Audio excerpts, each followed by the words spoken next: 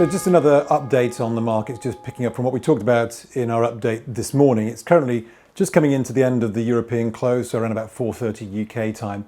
We've had a big move in gold to the downside, and we've actually seen bonds, having initially seen yields fall.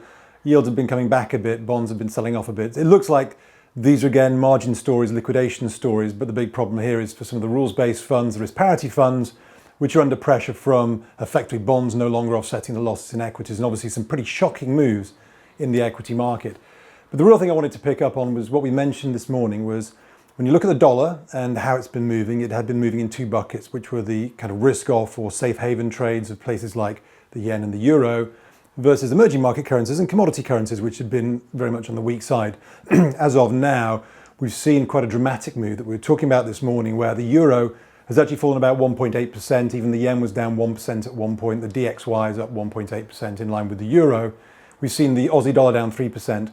We've also seen the forward rate agreement overnight index swap spread, so that's FRA OIS, has been blowing out as well. And the move in the European banks down 16%.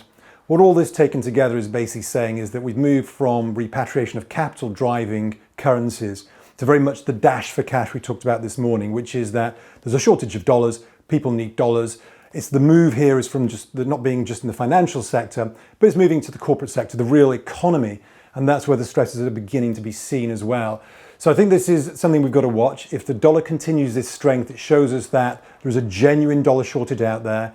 We've seen the Fed coming in. They've been trying to increase their overnight repo. They clearly need to do a lot more. But I think watching the dollar now against all these currencies, if it's strengthening against all of them, then we've got a clear funding problem that needs dealing with, and we've got a clear corporate real economy problem over and above just the pullback, the dramatic pullback that we've seen in markets. So keep an eye on the dollar in particular, keep an eye on those funding spreads.